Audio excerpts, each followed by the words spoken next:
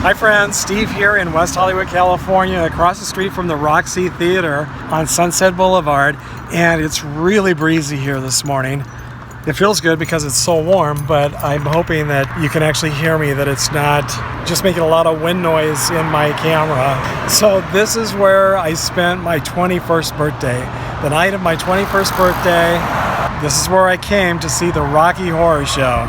Did anyone else see the Rocky Horror Show here back in the 1970s? It starred Tim Curry. He was amazing.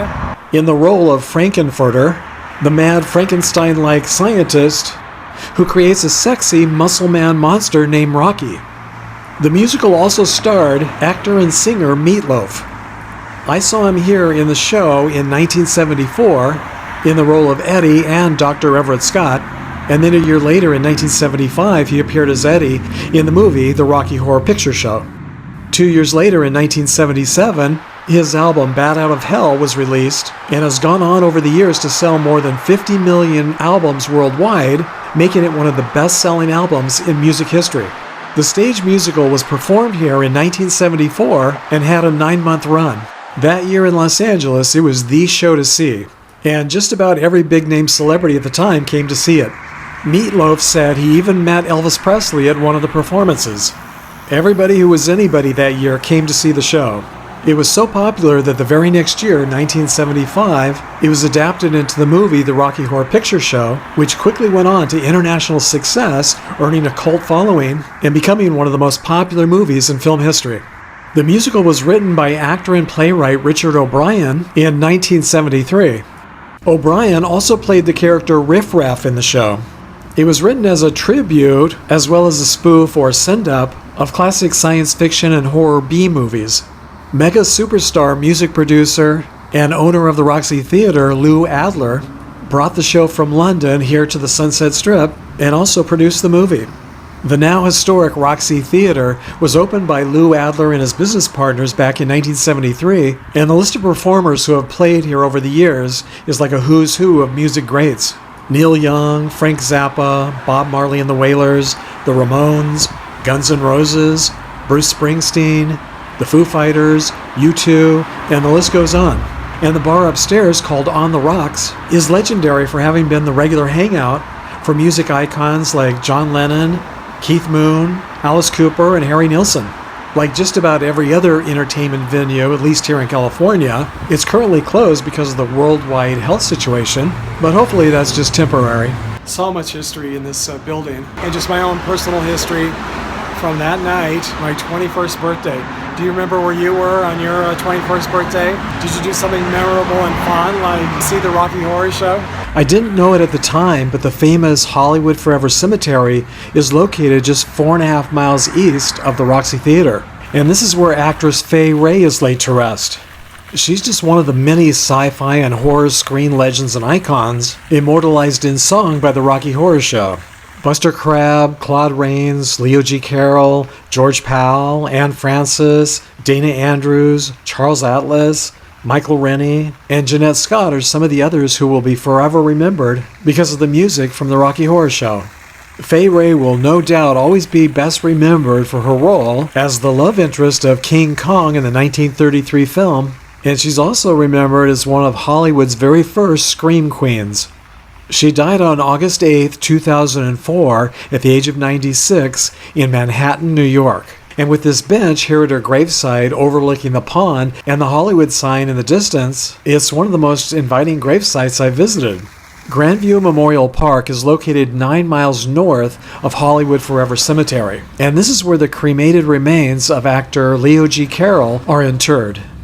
I'm sure many fans will remember Carroll for his roles on the TV shows Topper and Man from U.N.C.L.E., but science fiction and horror fans will probably remember him best for his encounter with the giant tarantula on the big screen in 1955.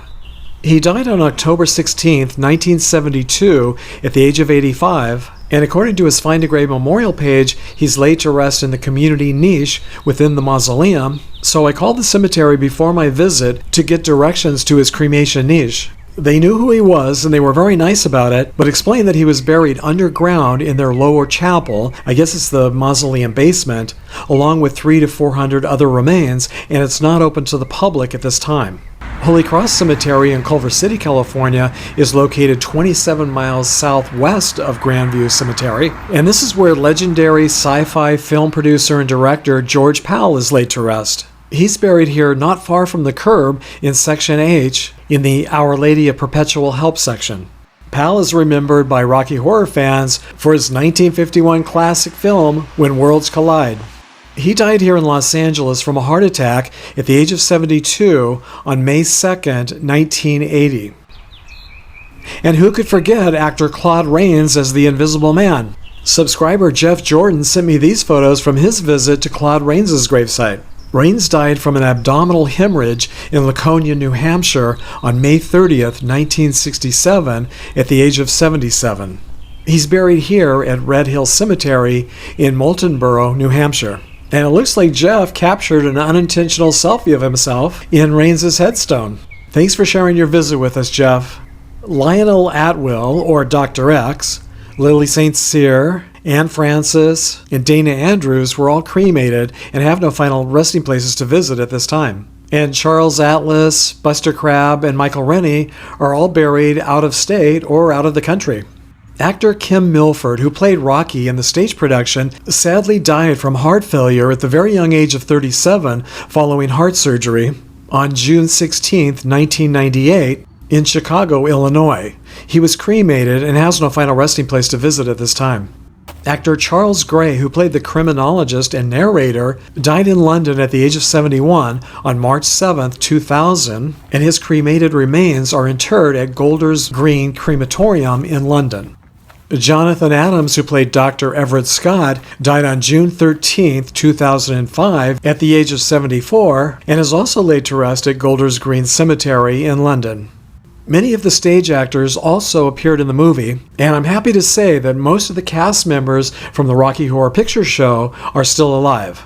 Tim Curry, who played Frankenfurter, is now 74 years old. Susan Sarandon, who played Janet Weiss, is now 73 years old. Barry Bostwick, who played Brad Majors, is now 75 years old. Richard O'Brien, who played Riff Raff, is now 78 years old. Patricia Quinn, who played Magenta and the Usherette, is now 76 years old. Nell Campbell, who played Columbia, is now 67 years old. Meatloaf, who played Eddie, is now 73 years old.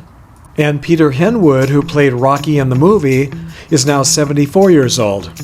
This week, I'd like to thank my newest PayPal supporter, Carrie Lackey, and my newest Patreon supporters, Christina Maxwell, Nicola Deere, Kathy Ward, and Jonah Osborne. Thank you all for your very generous contributions to my channel. Your very kind donations and contributions really do help make future trips like this possible. I also want to thank all of you who have taken the time to subscribe to my channel as well. Subscribing really is one of the best ways to help a channel that you like grow. And in case you're wondering where this paparazzi mural is located, it's on the corner of Hammond Street and Sunset Boulevard, right across the street from the Roxy Theater. That's one of the things I really love about Los Angeles and Hollywood. You can find street art and murals on just about every corner these days. That's something you didn't see back in the 80s when I lived here. Well, that's a wrap for today, so until our next trip down memory lane together, happy travels, everyone.